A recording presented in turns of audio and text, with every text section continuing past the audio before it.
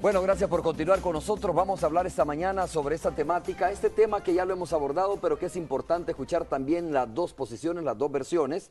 En el caso Selenel me estoy refiriendo a esta empresa italiana que está en el centro de la polémica, no solo aquí en el país, sino también en Europa. Ya vamos a ver más adelante algunas informaciones donde Selenel de alguna manera está siendo cuestionada también a nivel de otros países. Está con nosotros Jaime Valdés, quien es presidente de la Comisión de la Asamblea Legislativa que investigó precisamente este caso y que me adelanta que esta comisión no se va a disolver, que va a continuar investigando casos. De hecho, creo que esta mañana vamos a hablar de otros casos que ya se está comenzando a investigar y que también podría haber algún tipo de irregularidades. Estamos esperando a Francisco Bertrán Galindo, que es el representante legal de Enel aquí en el país, de esta empresa italiana Enel, para también escuchar su opinión, su punto de vista sobre esta situación y esta decisión que ha tomado la Fiscalía General de la República, este proceso judicial que se ha abierto ya y que ha llevado ya a los tribunales, o que pretende por lo menos llevar a los tribunales a varios funcionarios, exfuncionarios del expresidente Francisco Flores. 9 exfuncionarios del expresidente Francisco Flores han sido llamados a comparecer y se ha pedido orden de detención provisional contra ellos por este caso de Enel. Diputado Valdés, muchas gracias por estar con nosotros. Bienvenido. Bueno, muy buenos días, Romeo, y un saludo a todos los televidentes de Canal 2. Un gusto estar contigo aquí compartiendo. Bueno, quería preguntarle a usted cuál es la diferencia entre lo que al final ha hecho la Fiscalía General de la República, la investigación que generó la Fiscalía General de la República y la investigación que generaron ustedes en la Asamblea Legislativa, porque entiendo que fueron dos comisiones distintas, ¿no? Una montada por la Fiscalía General y la otra desde la Asamblea Legislativa. Sí, bueno, nosotros fue una comisión especial que, de acuerdo a la Constitución, pues la Asamblea tiene la facultad de crear estas comisiones especiales que, para investigar asuntos de interés nacional, ¿no? Ahora, la diferencia entre la comisión que creó el Fiscal General de la República y la nuestra es que ya en el caso de la Fiscalía se obedece a una investigación para establecer si existe algún delito de las personas que se mencionan. Y en el caso nuestro, pues es determinar la veracidad de algunos hechos o no. Y a partir de eso hacemos ciertas recomendaciones que, por cierto, no tienen carácter vinculante, son recomendaciones. Ya. O sea, lo que ustedes establecieron o lo que determinaron en la Asamblea, pero lo de la Fiscalía sí es una cuestión más directa, ¿no? Ya es la aplicación de la justicia. Correcto, y es más determinante para deducir responsabilidades penales. Pero el contenido mismo, le preguntaba, más allá de si era vinculante o no vinculante esta resolución de la Asamblea Legislativa, de esta comisión de la Asamblea Legislativa, le preguntaba si coinciden ustedes con los hallazgos o no conoces tú este informe de la comisión que conformó la Asamblea Legislativa, la Fiscalía General de la República. En parte, por los medios de comunicación se ha conocido cuál es la posición final de la Fiscalía General de la República a través de la comisión que se constituyó, y al hacer algunas comparaciones con las recomendaciones y conclusiones que nosotros llegamos, pues son bastante parecidas. ¿Te parece a ti contundente lo que está haciendo la Fiscalía General de la República en este momento? Mira, eso el proceso lo va a determinar, ¿no? Ahora, lo importante es que el fiscal, a partir de sus propias investigaciones, concluyó de que sí hay indicios de que se haya cometido un ilícito penal por parte de estas personas, y hoy, pues, por esa razón ha iniciado el proceso judicial. Jaime, ¿cuál es el principal hallazgo, los principales hallazgos de esta comisión que se conformó en la Asamblea Legislativa? ¿Dónde es que ustedes determinaron? Entiendo que difiere, ¿no? Por supuesto, cuando tú le preguntas a los que integraron esa comisión en la Asamblea Legislativa del partido Arena, dicen, bueno, mire, al final no se estableció que haya sido un contrato lesivo para el Estado salvadoreño, pero al final, desde el punto de vista del FMLN y de tú como presidente de esta comisión, ¿cuáles fueron estos principales hallazgos que dan contundencia a la investigación? Mira, sobre todo hay que tener claros que los funcionarios públicos no tienen más facultades que los que la ley y la Constitución les confieren.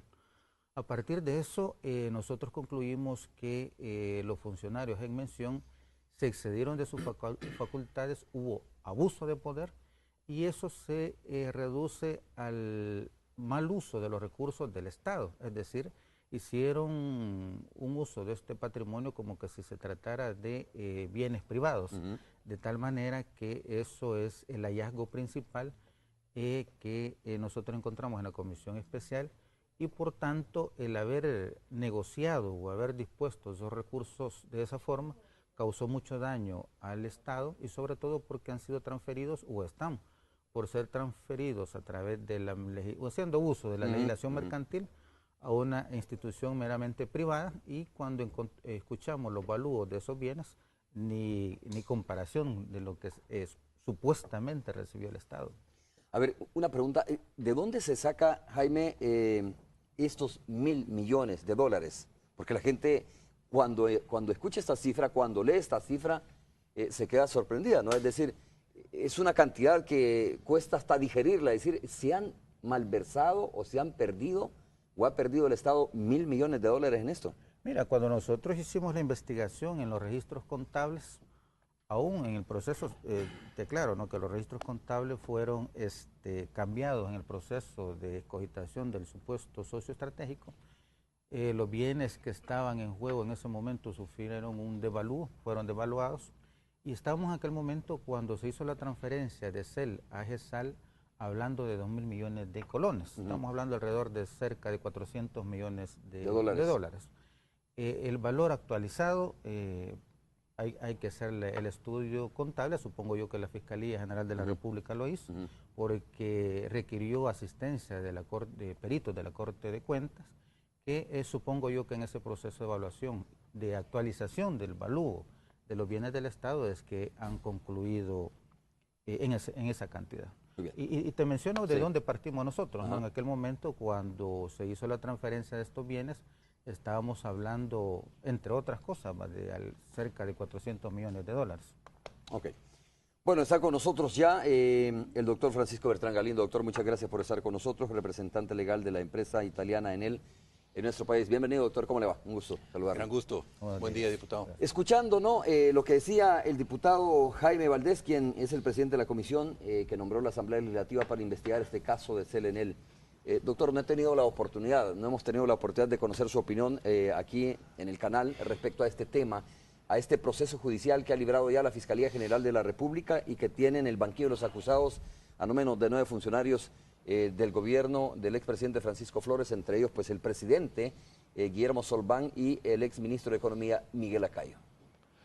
Bueno, fíjese que yo, después de leer todas las 300 y pico de páginas que son el requerimiento que hizo el fiscal, la verdad yo lo que concluyo que lo que está sucediendo es que se está juzgando una política. La política de los 90 estaba basada mucho en la privatización, y dentro de todo lo que se privatizó, estamos hablando de las telefónicas, antes se habían hecho los bancos, también se contemplaba la reorganización de la CEL, que había terminado siendo un monstruo monopólico de grandes implicaciones, fundamentalmente por la guerra, por la lógica misma del conflicto. La CEL había terminado manejando la CAES, manejando lo que era la compra del petróleo del Salvador, ya no se diga pues las hidroeléctricas, las geotermias, las térmicas. Entonces era realmente un monstruo que fijaba condiciones en el mercado, pero que por otro lado se suponía que firmados los acuerdos de paz iban a haber un desarrollo importante de las inversiones, y que eso requería bastante más energía, que el gobierno, obviamente quebrado por la guerra, no lo podía hacer. Entonces, dentro de ese concepto es que se hace toda la privatización, se da la ley de la energía eléctrica, la ley general de electricidad, que eso sucede en el año 96.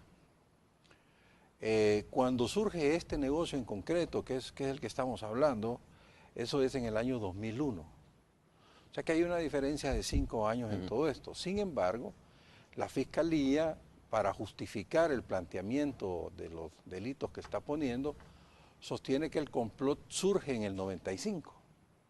Es decir, que el 95 la Asamblea ratificó un crédito con el BID que ponía como condicionante la reestructuración de la CEL. En el 96 la Asamblea Legislativa da una ley que la Fiscalía la llama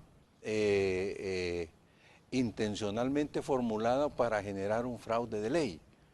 Es decir, una redacción ambigua de los artículos para permitir que los funcionarios tomaran ventaja de esa redacción ambigua. Si esto fuera cierto, de que los diputados escribieron la ley intencionalmente para permitir lo que pasó después, pues hombre, los que tendrían que estar presos son los diputados. Porque el problema es que para un funcionario, cualquier persona funcionario, está obligado a sujetarse a la ley. Y si la ley da las opciones para que eso se haga y el funcionario hace lo que dice la ley, pues por eso no puede ir preso, porque él hizo lo que la ley le decía. Y cuando uno lee especialmente los artículos 119 y el 120, de qué es los que ordenan la reestructuración de la SEL, con claridad habla de hacer sociedades, con claridad dice que se van a mandar los bienes hasta estas sociedades y que cuando se haga, dice, se le van a dar las concesiones de la En pocas palabras, doctor, ese contrato, según lo que me está diciendo usted, según su análisis, está dentro del marco de la ley. El contrato de concesión que se entregó o que se le dio a la Enel. No, es que Enel nunca tuvo concesión y nunca ha tenido concesión. Ese es un tema importante. La concesión la recibe una empresa salvadoreña que nace de la SEL y que se llamaba GESAL. Esta GESAL después se convierte en la GEO, pero siempre dueña de salvadoreño, o sea, de la SEL. Esta SEL nunca vende ninguno de sus bienes dentro de GESAL. Lo que hace es que busca un socio que invierta más dinero y de la inversión la convierta en acciones. Pero nunca vende el gobierno nada y Enel nunca tuvo ni ha tenido concesión del gobierno. Que esa es una de las confusiones. Por ejemplo, dicen, pero es que ¿cómo es que se han vendido las acciones si ni siquiera le cobra nada por el vapor? Pero es que quien tiene ahora la mayoría es la SEL, vía la INE, esta sociedad extraña que tiene la SEL. Pero bueno, el punto es que aquí, si el gobierno deseara cobrar un impuesto sobre el vapor, lo puede hacer en cualquier momento, si esa es una decisión de la Asamblea Legislativa. Okay. Ahora, que no se lo cobran ahora, no sé por qué, pero si en el momento que el gobierno quiera cobrar por el agua que pasa por las represas o por el vapor que sale de los pozos, simplemente lo hace, le pone la tarifa y ya estuvo. Ok, Jaime, ¿cuál es tu opinión respecto a esto que está diciendo el doctor Francisco Bertrán Galindo? Porque, entre otras cosas, dice, mire, a los que hay que juzgar es a los diputados que hicieron esta ley, ¿no? Pareciera a la medida, si fuera de esa manera. Es que fue lo que dijo el fiscal. Es decir, yo no sostengo esa tesis, que conste. Lo que estoy tratando es de plantear el argumento del fiscal. Y lo que dice la fiscalía es, el fraude comienza cuando se hizo la ley. Eso es lo que ellos plantean. Comienza. Comienza. Cuando okay. Jaime. Mira, es que está planteado un marco jurídico que es el que supuestamente sustenta las decisiones que tomaron en aquel momento. En 1996 estaba un anteproyecto de ley en el seno de la Comisión de Economía, en la Asamblea Legislativa, y el marco, curiosamente en ese momento, el mismo Ejecutivo lo retira y presenta este proyecto, esta legislación que hoy tenemos. Y lo que más llama la atención es que ese artículo 119, que ha mencionado el doctor Bertrán Galindo, que es el que sustenta supuestamente todo este proceso, ni siquiera venía en el anteproyecto cuando se introdujo a la Asamblea Legislativa, sino que es un artículo que se metió en la discusión del Pleno Legislativo. Bueno, ese anteproyecto ni siquiera se discutió, entró una semana y la siguiente semana se estaba aprobando. Ahora, el tema principal es ahí si realmente ese artículo, porque es un artículo para disponer de todos los bienes de la SEL en este proceso de transferencia de activos. Y solo dice que se va a reestructurar la SEL. En ningún momento habla de procesos de privatización. Si te recuerdas, cuando se hizo lo de Antel, se estableció todo un marco jurídico, aunque nosotros no estábamos de acuerdo, pero se estableció un marco jurídico que reguló todo el proceso de privatización de las telecomunicaciones. En este caso estamos hablando de un artículo que dice que la SEL se va a reestructurar. Y ahí es donde viene la discusión, ¿no? Porque realmente, como te decía anteriormente, los funcionarios no tienen más facultades que lo que la ley establece. Y yo quisiera que leyeras el artículo, revisaras el artículo 109, yo no lo traje.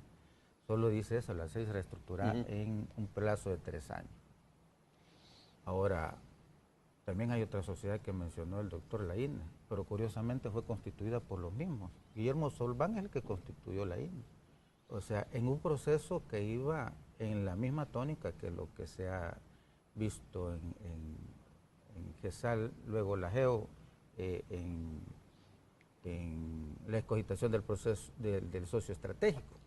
Ahora, sí es cierto, o sea, en él nunca ha recibido una concesión, pero es ahí donde empezamos a ver todos los procesos. Pero todo el tiempo hemos estado hablando de la concesión, de un contrato que se le concesionó en él y que era lesivo, ¿no? Déjame terminar. Y luego empiezan a jugar con las inversiones y las acciones. Y yo le he dicho, no, si no van a hallar nunca registro de concesiones a nombre de Enel. Ahí es donde entra el juego de la legislación mercantil que invierte, hay emisión de acciones, CEL se quita el derecho de suscripción de preferente de acciones a efectos de que la otra vaya creciendo, pero al final, ¿qué representan las acciones? Propiedad de los activos de una sociedad. ¿Y quién es el titular de la concesión?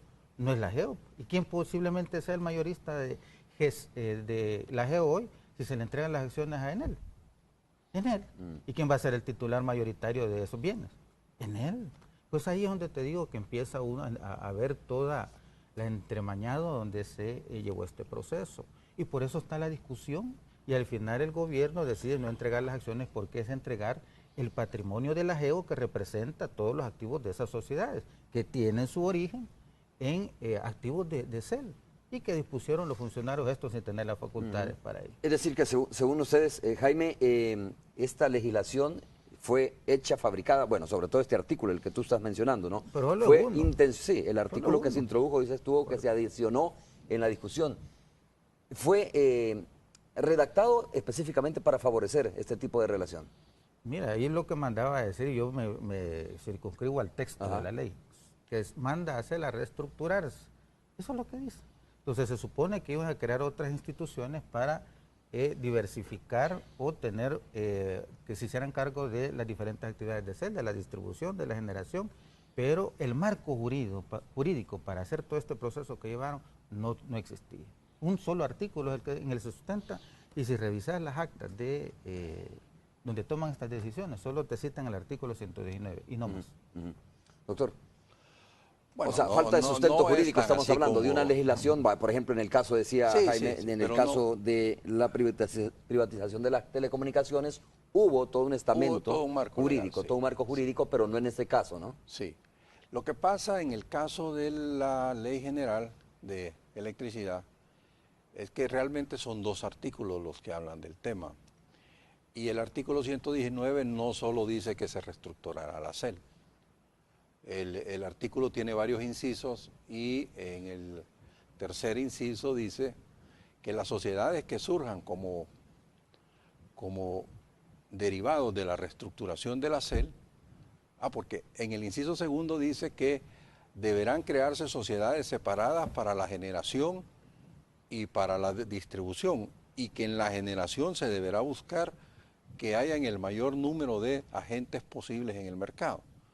El inciso siguiente dice, las sociedades que surjan como producto de esta reestructuración no les será aplicable la ley de sociedades de economía mixta. Y el artículo siguiente, el artículo 120 dice, cuando una de estas sociedades surgidas de la reestructuración realice labores de generación con bienes de la CEL, o sea que se le hayan transferido bienes de la CEL, se le deberá dar la concesión por Ministerio de Ley, la CIGET deberá dar la concesión por Ministerio de Ley. Tanto que cuando la CIGET da las concesiones a estas nuevas sociedades, estamos hablando de la sociedad térmica, estamos hablando de la geotermia, cuando la CEL da las concesiones dice que las da por Ministerio de Ley. O sea, no es un tema, o sea, no es un único artículo, no es un único inciso, son varias disposiciones que suman dos artículos los que regulan todo esto. Ahora, comprendo el punto, es decir, no es lo detallado ni es lo complejo de la normativa de las telecomunicaciones, eso sí, pero que la disposición está y que la disposición dice lo que hay que hacer, lo dice.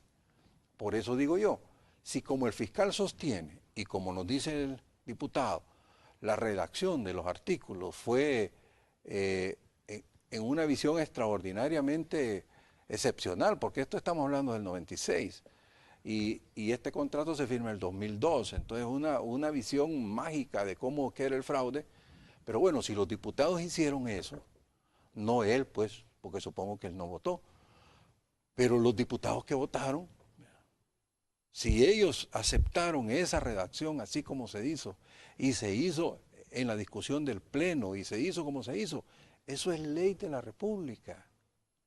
Y si eso fue un acto malévolo hecho por los diputados, pues que vayan y le pregunten a los señores diputados.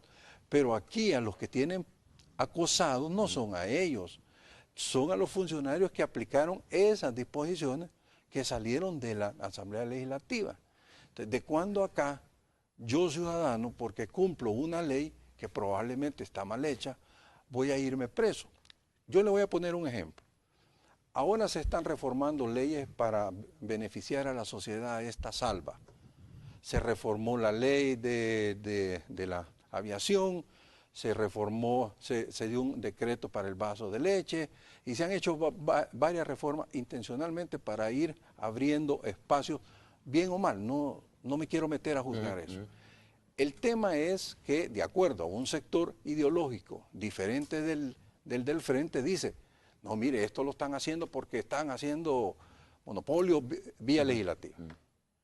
Supóngase que los funcionarios que hayan aplicado esas nuevas leyes, el de agricultura, educación, aeronáutica civil, aplica las disposiciones. Y de aquí a unos 2 años, con el nuevo gobierno, empiezan a juzgar la legitimidad de la reforma. Y entonces empiezan a perseguir a los que eran los funcionarios públicos que cumplieron con esa ley.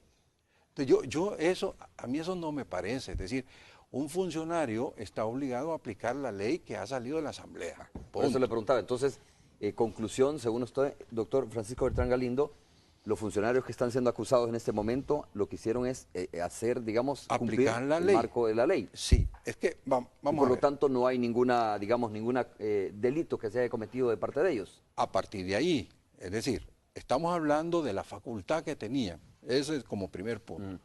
Eso no quiere decir que en el camino no hayan hecho otras cosas, eso no lo sé. Pero lo que quiero dejar claro es que la facultad existía. Había una disposición que se los permitía y lo hicieron.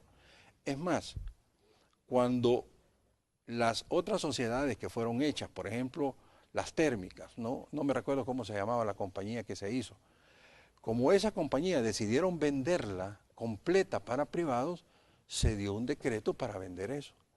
Cuando vendieron la CAES, que también la cedieron a privados completamente, se dio un decreto para vender la CAES. Es decir, la lógica era, si la CEL se desprende de los bienes, necesita permiso legislativo. Ahora, si la CEL lo que hace es una coinversión y mantiene la propiedad de ella sobre sus propios bienes, es decir, sobre la porción de sus bienes, porque como él explicaba, en las sociedades uno deja de ser dueño de los bienes porque la sociedad era dueña y uno es dueño de sus acciones. Pero entonces, la tesis de ellos fue, porque yo en eso no participé, pero era si se van a tener acciones, entonces no es necesario ir a la legislativa. Ok, Jaime, comprendo eso lo que dice el doctor Francisco Bertrán Galindo. Mira, partamos de que quien, digamos, dibujó el muñeco, ¿no? Fue los diputados en ese entonces en la Asamblea Legislativa y entonces dice, bueno, si este muñeco me dieron, yo trabajo con esto.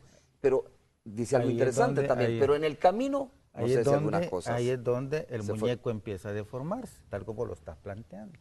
Porque existían 2 artículos, estamos hablando de 2 artículos, del 119 y 120, vale, donde le manda a crear sociedades a la CEL. Y efectivamente, si la CEL constituyó la sociedad y constituyó la GESAL y luego la GEO, la CEL le transfiere sus activos a esas sociedades.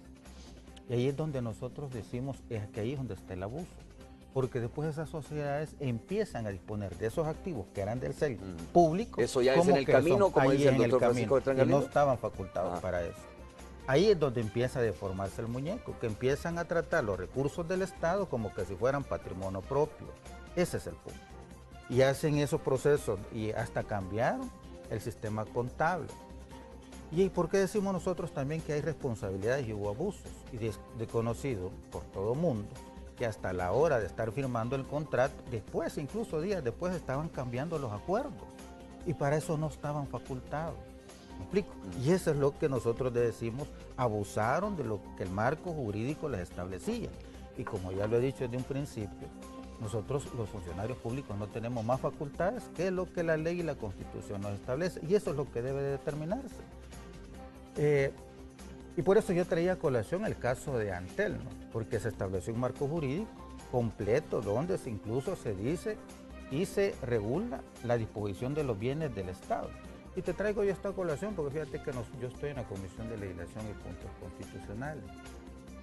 Y a cada rato tenemos solicitudes de instituciones privadas para que se les transfiera un terreno, para hacer otro. Y ahí estamos autorizando y nosotros le llamamos la desafectación, para poder transferir esos activos del Estado a un ente privado. Y eso es lo que no sucedió en este caso, sino que se sustentaron estos dos artículos 119 y 120 para disponer no de una cantidad mínima. Si cuando se hicieron las transferencias de esos activos, estábamos hablando en aquel momento de 2.000 millones de colones. O sea, no es nada, no es una cantidad insignificante. Y si tú revisas el artículo 119 y 120, estos funcionarios no estaban facultados para disponer de esos recursos del Estado en la forma que lo hicieron. Y de ahí entonces, una vez ya puestos esos recursos en estas sociedades, los empiezan a tratar como que si fueran privados. Y no dejan de tener el carácter en la naturaleza de activos o bienes públicos. Por lo tanto, tenían que ir a la Asamblea Legislativa a poder a tener autorización para disponer de ellos. Y ahí entra la legislación mercantil ya con el tema de las acciones, la inversión que supuestamente él hizo de los 100 millones, que habría que determinarlo, todavía hay que investigar eso, porque si efectivamente se recibieron 120 millones de dólares, por ahí andaba la cantidad, y empieza toda esa enredo y cambio de acuerdos, de tal manera que el resultado que podemos tener es que Enel puede llegar a ser el accionista mayoritario de la empresa OIGEO y Jaime, entonces todos esos recursos. tiene razón de alguna manera el doctor Francisco Bertrán Galindo cuando dice, mire, lo que pasa es que la legislación sí le daba a estas personas, digamos, el marco necesario para poder actuar, ¿no? Pero en el camino probablemente sí se fueron deformando algunas cosas. Lo que nosotros señalamos es, y el punto principal es la disposición de los recursos. Sí, pero porque CEL pudo haber constituido las sociedades cuando eso de la reestructuración, pero el tema es el uso y abuso de los recursos del Estado. Doctor, antes de ir a la primera pausa. Mire, esa disposición, la 119 y el 120, fue la que sirvió de base para crear la nueva CAES, que era una SA, la SA que manejaba las térmicas, y a esas sociedades se les transfirieron recursos de la CEL y nadie dice nada de eso. La legislación que se hizo después fue para vender las sociedades, no para constituirlas ni para transferirle los bienes. Entonces, constituirla y transferir los bienes es parte de la obligación natural de la ley, así está puesto. El 120 es claro cuando dice que los bienes que hayan transferido de la CEL se le tiene que dar la concesión. Ahora, si el manejo contable o el manejo de los valores, eso ya es un tema hasta donde yo entiendo la disminución del valúo de ciertos equipos fue recomendación de la firma de auditores. No fue una decisión que surge de la junta directiva.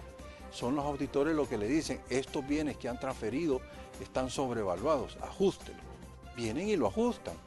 Entonces, ahora, los auditores yo no los veo mencionados dentro del proceso, ¿verdad? Porque si ellos fueron los que hicieron la propuesta, serían como cómplices necesarios de este tema. Y no, entonces, a mí me parece, ya viendo todo el fenómeno, es que hay como una especie de la teoría de la conspiración y entonces empiezan a mezclar una serie de cosas, algunas probablemente una por una puede uno pensar que sí hay alguna debilidad legal o algo, pero para configurar todo eso que han puesto y dejarse ir contra todos estos funcionarios que además, déjeme decirle, no se les ha aprobado ni el más mínimo interés o beneficio en este proceso. O sea, que hayan obtenido un interés, un beneficio en este proceso. Yo por lo menos tengo que hacer la pausa. Jaime, tengo que hacer la pausa, ¿te parece? Cuando regresemos, porque tengo que hacer la pausa comercial y cuando regresemos continuamos hablando sobre este tema. Volvemos.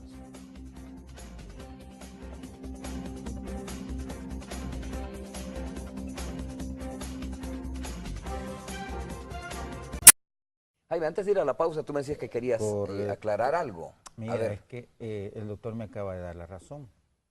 Y yo nunca dije que CEL estaba inhabilitado, es ilegal la constitución de las sociedades como ESAL. Yo nunca lo he dicho.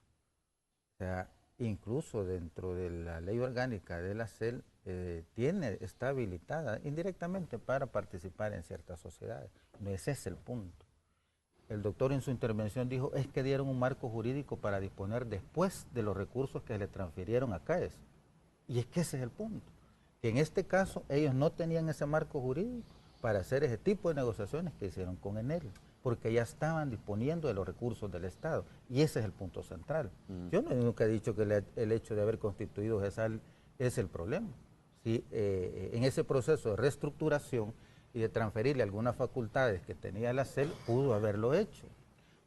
Como el caso de la INEVA, que ahí habría que investigar, porque todavía tenemos ese caso pendiente por otras circunstancias que lo vamos a investigar, podría habérsele transferido, por decirte, las facultades de comercialización, pero la titular sigue siendo CEL. El problema es cuando de esas sociedades constituidas con recursos públicos empiezan a disponer de esos bienes sin tener el marco jurídico ni las facultades para hacerlo. Y esa es la discusión de fondo. Perdón, y esa es la razón por la cual están procesadas estas personas. Correcto. Porque dice el doctor, mire, no se le ha demostrado que hayan tenido alguna utilidad, ¿no? Fíjese que ya en solo 10 minutos conversando con personas civilizadas y entendidas, hemos aclarado varias cosas. Primero, la concesión de la hechura de la sociedad está bien. Segundo, la transferencia de los bienes de la CEL a la sociedad está bien, de acuerdo con lo que acaba de mencionar el señor diputado. Ya estamos de acuerdo en un punto que en la opinión pública se sostiene que no tenían facultad para transferir todos los activos geotérmicos. Ahora resulta que sí. Entonces ahora, ¿en qué nos quedamos? En la discusión jurídica de si había atribución para poder vender los activos geotérmicos o no. Bien, allí yo coincido con él. Si la decisión de la CELU hubiera sido vamos a vender la GEO con todos sus bienes, allí se necesitaba un decreto legislativo. No me cabe ninguna duda. Pero el punto es que aquí no estamos frente a un proceso de venta. Aquí lo que estamos es que la CEL se queda con el valor de sus bienes, lo que valgan, 300, 400 millones, se queda con eso, ¿verdad?, representado en acciones. Ellos no venden sus acciones. La CEL se queda con el valor. Lo que sucede es que la geotermia necesita nuevas inversiones, hacer nuevos pozos, sustituir algunas cosas viejas. Entonces, necesita hacer nuevas inversiones. Esas nuevas inversiones se pueden sacar de dos maneras. O se saca un crédito y se pague el crédito, o se saque el crédito y al que da el dinero después se le dice, mira, no te quiero pagar o no te puedo pagar o si te parece te lo cambio por acciones. Pero son nuevas acciones, caso, ¿no? Son nuevas acciones, no es que la CEL haya vendido sus acciones, no, son nuevas acciones. Ahora, la discusión entonces no está allí, en esa parte todo el mundo está de acuerdo. La discusión o la supuesta lesividad está en que si Enel tenía el derecho o no de tomar la mayoría de la sociedad. No quiere decir que iba a ser dueña de los bienes de CEL, no, porque las acciones de CEL seguían siendo de CEL. Pero se terminaría siendo el socio mayoritario. El socio mayoritario. Entonces, la pregunta aquí es la siguiente. CEL se tomó el cuidado de fijar derechos de minoría que le permitieran, aún siendo minoría, tener el control estratégico de la GEO, sí o no. Mi tesis es que sí, porque todas las decisiones relevantes que podía tomar el socio mayoritario no puede tomarlas si no es con la participación del minoritario. ¿Y dónde está eso? En el contrato, en el contrato. Quedó escrito este término, el derecho de minoría. El derecho de minoría está escrito, nadie habla de ese derecho de minoría. Porque vaya, el punto acá es, la política comercial, que es la que nos preocupa como salvadoreños, ¿verdad? ¿Esa tiene que ser vista por el socio minoritario? Óigase, ¿el gobierno de El Salvador? Sí, tiene que ser vista.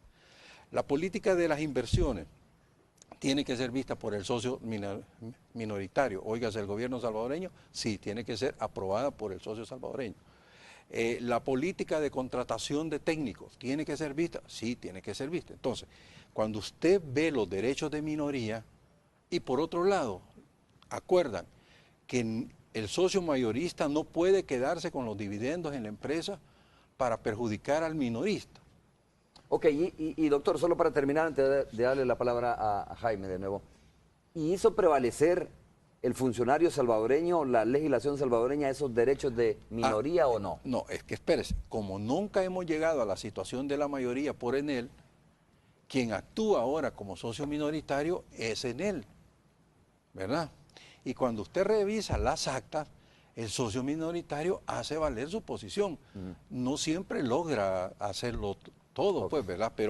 Pero es, inclusive en una oferta que le hizo Enel al gobierno de El Salvador, allá hace como unos 2 años, le planteaba y le decía, mire, fijemos un límite tope para las acciones. Segundo, revisemos la política de socio minoritario para ver qué otras facultades necesitan tener para que ustedes como país se sientan tranquilos. Fijemos una política comercial de largo plazo para que los precios sean estables y sean bajos para el salvadoreño normal. Cambiemos la junta directiva, le decían ellos. Y eso el gobierno lo tiró a la calle, ni siquiera contestó. Es más, destituyeron al funcionario que era el presidente de CEL y que dijo que le parecía bien la propuesta. Ok. Bueno, Jaime. Ahí es exactamente, lo ha explicado muy bien el doctor Bertrán Galindo. Y ese proceso fue llevado con esas intenciones. Y en ese proceso se fueron cambiando las cláusulas para favorecer a Enel. Y perfectamente te he expresado que Enel iba a ir creciendo en sus acciones, llegar a ser socio mayorista, y la CEL se iba a ir disminuyendo. Y según iba disminuyendo, su capital iba a ser mínimo. Pero prevalecía el derecho de minoría, como dice, estaba sí, como custodiado ese derecho. Pero, ¿y los recursos de quienes van a ser mayoritariamente? Y tenían derecho de disponer de eso, de esa forma. Esos son el punto que nosotros decimos, no teniendo las facultades legales para hacerlo, estaban disponiendo de los recursos del Estado. Porque en ese juego de acciones, y es lo que han utilizado la legislación mercantil, para a través de las acciones ir transfiriendo esos activos, que es el señalamiento principal. ¿Me explico? De una CEL que era el 100% dueña de sus activos, en el tiempo iba a ir desapareciendo. Y eso es lo que insistimos en, que no estaban facultados para hacerlo. No. Y por eso transfieren a las sociedades anónimas y entran al juego de la legislación mercantil para ir jugando con las acciones. Y esa es la discusión que se tiene de fondo. Ahora, ese es el señalamiento principal que hemos dicho. Y si tú revisas, y cualquier abogado revisa la legislación al respecto, por supuesto, yo lo digo claramente, si CEL no estaba inhabilitada para hacer algún tipo de sociedades, si lo dice. Ahora, pero eso lo que no hay que perder de vista es que son activos públicos. Y en ese juego de las acciones y la legislación mercantil es que dispusieron de los recursos del Estado. Y la preocupación principal también existe porque ahí hay antecedentes nefastos en este tema. Y ahí es donde teníamos el caso también de Nejapa Power, que es otro contrato lesivo, dañino, leonino para la sociedad. Las pérdidas en ese contrato andan alrededor de $700 millones. Al 2002 teníamos unas pérdidas de 160 millones de dólares. ¿Por qué hay pérdidas en ese contrato? Por la forma en que hicieron el contrato, las formas en que negociaron. Y desde el inicio, el que fue el escogido como contraparte, terminó desapareciendo y fueron a hacer el contrato al final como con un quinto. Y empieza una situación bastante deplorable para la economía del país. Ese contrato tenía vigencia hasta el 2015. Si lo hubiesen mantenido, se quiebra. Estoy repitiendo, en el 2002 hablando de Nejapa Power. Hablando de Nejapa Power. Entonces, en los antecedentes que teníamos de cómo actuaba esta gente, entonces nos da para especular sobre el abuso de la disposición. La transacción económica en ese caso, con Nejapa Power y la CEL? En 1993 empezaron en la negociación con unas 5 sociedades, pero escogieron una. Terminaron haciendo el contrato con un quinto que ni nada que ver con el que ganó el contrato en un primer término. Y luego los costos a que le vendía Nejapa Power a CEL realmente eran, yo he dicho, o lo hace, con el perdón de la gente, el término que voy a usar, o lo hace un tonto o lo hace un pícaro.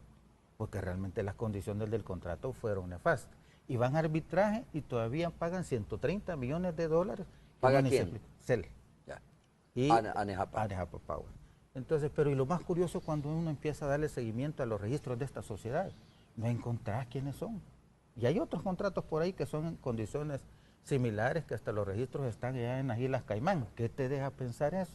Y luego venimos a este de Enel, donde las condiciones iniciales que incluso le recomendó el asesor financiero, que era el Deutsche Bank, nada que ver con lo que se terminó negociando. Porque te repito, hasta última hora, y aún ya firmado el contrato, estuvieron cambiando cláusulas.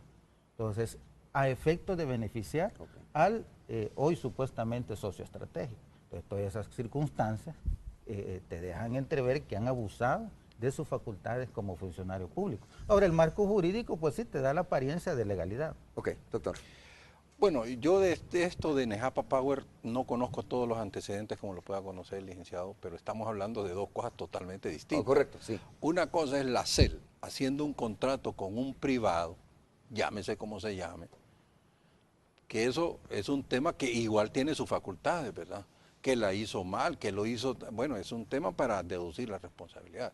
Pero esto no tiene nada que ver y tampoco tiene mucho que ver esto de sociedades en las Caimanes y todo ese tipo de cosas, porque en el caso de Enel, quien vino es la Enel italiana, que está en bolsa de valores. Aquí no es un tema de sociedades ficticias ni nada. No, es que como usted lo dice, son dos cosas distintas. Son dos cosas ¿no? Se está viendo la distintas. Ahora, actuación. déjeme ver el tema. Él dice que con la lógica de las acciones se disponía de los bienes públicos. No. Es que el punto es que CEL nunca cede su inversión. La inversión de CEL queda como de CEL. Lo que sucede es que las nuevas inversiones también tienen un valor. Y esas son hechas por los italianos. ¿Y cuáles fueron las nuevas inversiones de los italianos? Hicieron toda la prospección de lo que fue Berlín y un lugar cuyo no sé qué. Que no funcionó. Que no funcionó, no funcionó, pero que le dieron capitalizaba acciones solo por eso. Pero era una pequeña parte, eso no fue relevante. Lo que fue relevante fue Berlín. Después hicieron toda la parte de recuperación de Aguachapán, junto con los ingenieros de la GEO, no es que vinieron italianos a hacerlo, pero dirigieron y conceptualizaron todo eso. Hay que recordar que los ausoles de Aguachapán con el conflicto quedaron agotados, casi totalmente, y además eran terriblemente contaminantes porque tenían una vertiente de agua azufrada que se iba para el mar, que de hecho ahora estamos teniendo un conflicto con las autoridades guatemaltecas en relación con la mina que contamina Huila, porque el argumento de los chapines es, bueno, ustedes nos vienen a castigar ahora si nos contaminaron por no sé cuántos años el río. Tema de los ausoles. Eso ya se corrigió porque se hizo una nueva tecnología asesorada, apoyada por los italianos. Estos trabajos, estas inversiones que hizo Enel en su momento le permitían ir capitalizando acciones. La inversión, esa inversión. A tal grado que podía llegar a ser el socio mayoritario, ¿no? Exacto. A través de esas acciones. Y como muy bien lo dice el diputado, eso así lo dijo el contrato desde el inicio, desde que se hizo la licitación. Esa fue fundamental y déjeme decirle algo. Pero en esa lógica, doctor, solo permítame nada más, perdone que le interrumpa, en esa lógica de ir capitalizando acciones, más acciones, ciertamente en él pudo ser terminando siendo dueña. O sea, teniendo la mayoría, teniendo la mayoría. Pues sí, pero al final pudo haber llegado a tener el 80% de acciones. Pero no es que mire, en las sociedades lo que usted tiene que ver es qué hace la minoría, qué derechos tiene la minoría, porque si nos vamos a una sociedad simple, donde la mayoría hace lo que le da la gana, ¿verdad? Entonces ahí sí, yo le diría, el país perdió toda la posibilidad porque eso se le conoce como que lo diluyeron al socio minoritario. Pero ¿la minoría en este caso servía para qué? ¿Para hacer consultas o para...? No, la minoría tiene derechos casi de mayoría. Es que esa es la clave en este punto, que es lo que la gente no comprende. ¿Dónde es que los socios mayoritarios toman control de las cosas? devalúan los activos o los valúan como les da la gana, o se inventan inversiones que no valen, y entonces resulta que eso les va potenciando cada vez más sus acciones y hacen que el chiquito se vaya quedando más chiquito, sin poder. Pero por otro lado, una técnica usada por los accionistas mayoritarios es que los dividendos se los guardan, no se los reparten a los chiquitos y con eso financian las operaciones de la empresa. Pero ahí hay otro tema ahí, y por eso yo insisto que ahí en la legislación mercantil y en los cambios de las cláusulas es donde está la responsabilidad de estos funcionarios, del abuso que cometieron. Eso de las capitalizaciones. Se supone que el Deutsche Bank les dijo que era un socio estratégico y que se le iban a transferir acciones en él a partir de la capacidad de generación de energía eléctrica. Pero después le daban acciones por cualquier gasto, hasta por pagos de planilla, y ahí consta en los documentos. Eso no. Y eso ahí está dicho. No. Y a última hora cambiaron el artículo 6 de las cláusulas esas, y en él, sin mayor inversión y mejorar la generación de la energía eléctrica, obtenía las acciones, estaba capitalizando, y de socio estratégico pasó a socio capitalista. Y ahí es donde viene toda esa responsabilidad del cambio de las reglas del juego. O sea, hablando del marco jurídico, al revisar el 119 y el 120, pues sí, o sea, yo ya lo dije claramente, tenían facultades para constituir las sociedades. Después viene el problema, en el cambio de cláusulas a última hora, en las negociaciones, a la hora del firma del contrato. O sea, en el camino adecuando las circunstancias para beneficiar al privado. Y el doctor dice, CEL conserva sus acciones. Ahora, proporcionalmente, ¿de qué es dueña CEL hoy si se le hubieran entregado las acciones a CEL? A Enel. ¿De qué fuera yo dueña hoy? De las utilidades, ¿cuántos percibieron? O sea, no serían las mismas circunstancias. Y ahí es donde insistimos. Hubo abuso de poder, hubo abuso de las facultades de los funcionarios públicos. Y yo cité el caso de Najapa Power, porque cuando ya tenés esos antecedentes que han actuado así, lo lógico, y cuando ves cómo han cambiado las reglas del juego, entonces te llama la curiosidad que tenés que deducir responsabilidades.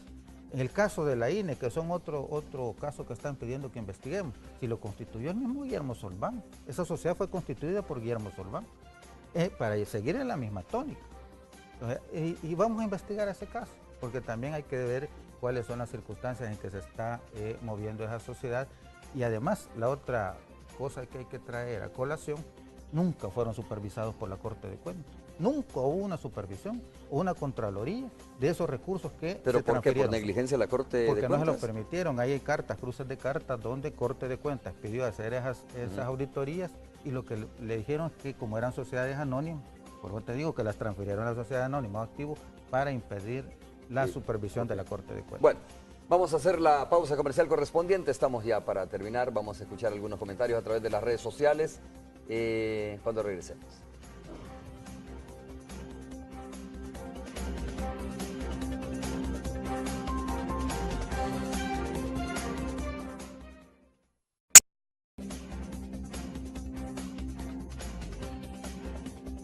Muy bien, vamos a conocer algunas de sus opiniones, de sus comentarios en las redes sociales. Ulises Salazar dice, todo en este país es político, por eso se está buscando un pez gordo. Involucrados hasta los diputados en esta época, asegura José Luis Sánchez. Es político y sí pueden haber más culpables, pero se sabrán hasta después de las elecciones. Es la opinión de Salvador Es. También acá, una cosa es muy cierta, hoy que es época de campaña quieren los sinvergüenzas escudarse con una excusa y no es justo que quieran seguir manipulando para cubrir todas sus sinvergüenzadas. Esa es la opinión de Rolando José Rodríguez. Está claro que se hicieron la ley a la medida y posiblemente no hayan culpables. Esa es la opinión de Eduardo Rizati. Esto es político, dice Rafael Mojica. Campaña política, gastando hasta el aguinaldo los empleados de gobierno. Jaime Rafael Hernández. Esto tiene que ser político, el caso Selenel obviamente, porque lo más extraño es que ya van a procesos electorales cuando sale esta noticia al aire. Anthony Hernández, algunas de las opiniones. Romeo, regreso contigo. Bueno, muchas gracias, Roxana. Ojo, que no hay que descalificar procesos que pueden ser importantes investigarlos. No estoy diciendo que aquí hay culpables, ni me corresponde a mí, será el fiscal, como dice, y el juzgado respectivo, ¿no?